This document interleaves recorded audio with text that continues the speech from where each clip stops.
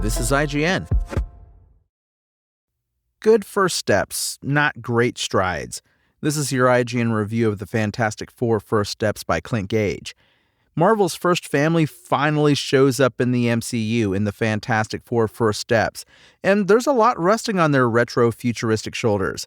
These new versions of Reed Richards, played by Pedro Pascal, Sue and Johnny Storm, played by Vanessa Kirby and Joseph Quinn respectively, and Ben Grimm, played by Ebon Moss-Bachrach, bear all the anxiety of expectant parents, world-protecting superheroes, and franchise-resuscitating characters.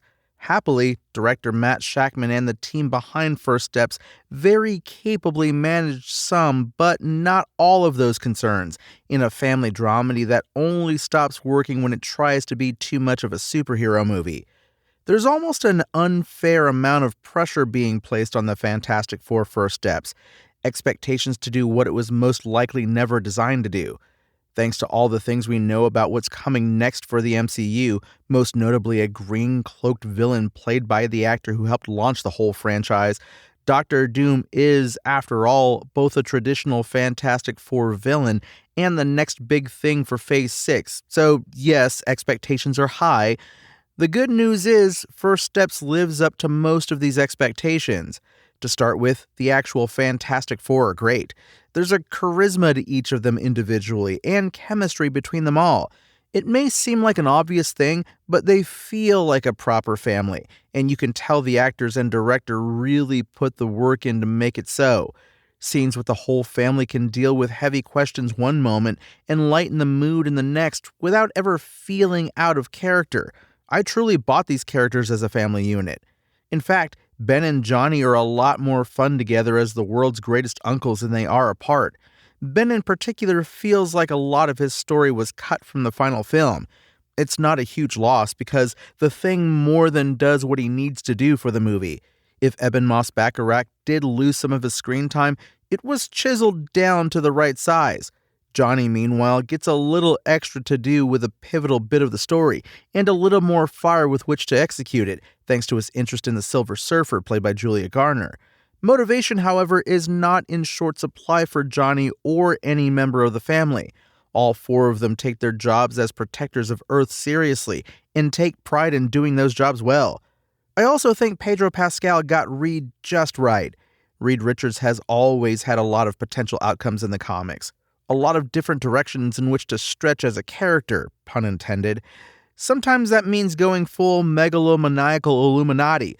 Other times he's just a gentle, smart guy trying his best to be a hero. What's sharp about this version of Reed is that all of those options are on the table.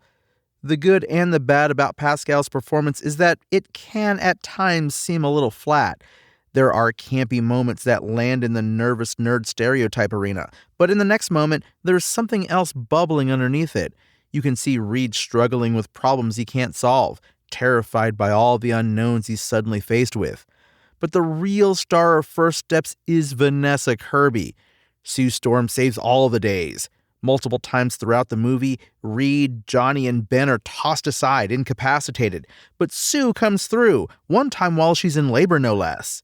She's fierce and protective and clear-eyed about all the danger her family is in.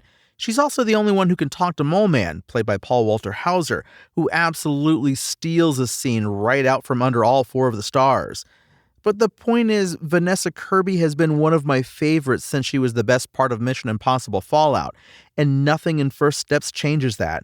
In fact, Sue is set up to be a more crucial player in the next MCU movies than anybody else in her family.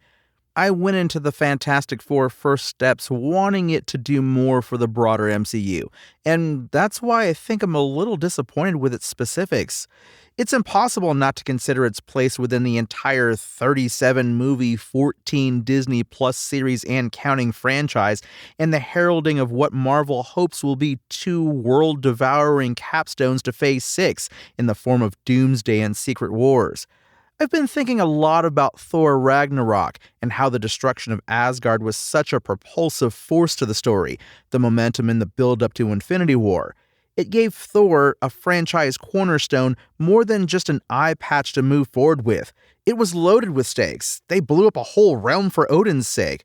That's what I wanted for the Fantastic Four. What I got instead was a much quieter family drama, completely unconcerned with moving the MCU ball forward. It does exactly the thing I was preemptively mad about, and yet I can't be completely angry with it. Beyond its obligations to the constellation of movies and shows around it, this is a solid foundation on which to reintroduce Marvel's first family. Wherever they go from here, it'll be on to bigger and better things. The Fantastic Four First Steps' IGN score? 7 out of 10. Thanks for listening to IGN. My name is Tony Jackson, and for the latest Fantastic Four updates, visit us at IGN.com.